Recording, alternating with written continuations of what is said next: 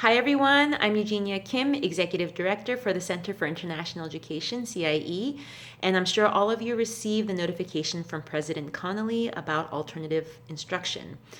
Perhaps some of you might be thinking, how is this going to impact my immigration status? Well, first of all, I want you to know that you shouldn't worry, but we do have some important advice for you so that you can make some wise decisions in the days to come. In this video, I'm going to talk about three things: alternative instruction, immigration status, and travel. So let's talk about the first thing, alternative instruction. Just so that there's no confusion, I'm going to read through parts of President Connolly's email right now with you. It says, face-to-face classes are canceled from Thursday, March 12th through Tuesday, March 17th.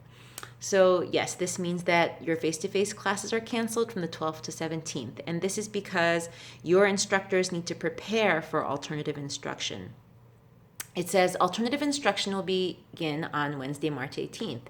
So your classes are not canceled for the semester, but they will begin again on March 18th. The email also says some courses will continue to meet in person if alternative instruction is not appropriate. Now, what does this mean? It could mean a lot of different things, but the biggest thing that it means is that you should not assume that alternative instruction means that all classes will go totally online. So for example, if you have a lab class or something in physical education or performing arts, perhaps your instructor might, think about meeting less frequently, or maybe they'll do half online and half in person. It's up to your professor. So do not assume that alternative instruction means that everything's going to go online. It really depends on your course, and it depends on the plan of your instructor. This is important when you're thinking about possibly traveling, which I will address in point 3. Before we do that, let's go to point 2, immigration status. The good news is that if you remain in the United States, your F1 and J1 immigration status will not be affected at all by this. So the Department of Homeland Security has given flexibility for all international students to remain in the United States and stay in status no matter what the instructional mode becomes because of the situation. So the J1 and F1 rules still apply, and please abide by them as if this were not happening. But if you decide to travel, the story changes, and again, I'll address that shortly. On a side note, if you're doing concurrent enrollment, please follow the rules of that course and of that institution. Okay, the third thing is about travel. So some of you have asked about completing your courses in your home country because of this alternative instruction message that came out from the president. However, this goes back to what it means, alternative instruction. Again, you can't assume that everything's going to be online. So if one of your classes requires you to have some in-person time or meet with your professor separately, that means then you have to stay here in order to get credit for your class.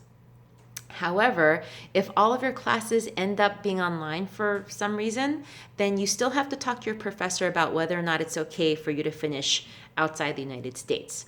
With that said, traveling. Spring break is coming up. I know a lot of you have decided to maybe book some travel plans outside the US or outside of California.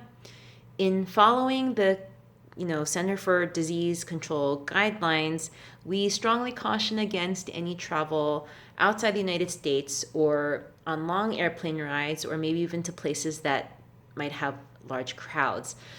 So again, this advice is not to spoil your vacation, but it really is primarily for your health and safety, and also for the health and safety of your friends, your family, and the community around you. So if you can think of other ways to do spring break other than travel, then please go ahead and do that. However, if you must travel, whether it be for spring break or whether it be going home to finish your classes, please be aware that this will have immigration implications. This will affect your I-20, it will affect your DS 2019, and it might affect your ability actually even to come back to the United States.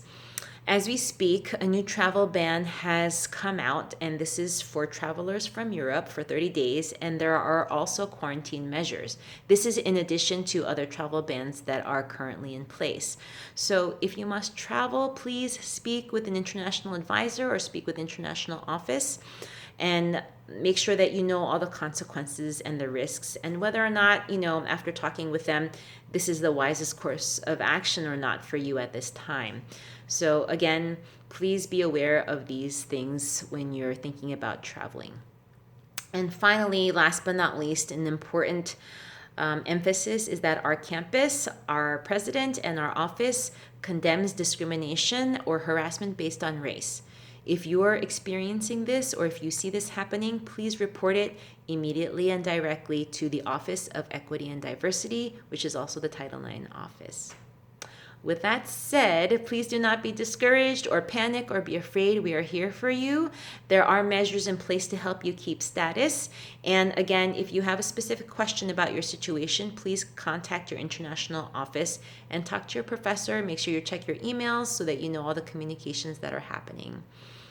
Thank you for listening to this message. I wish you a healthy and safe week.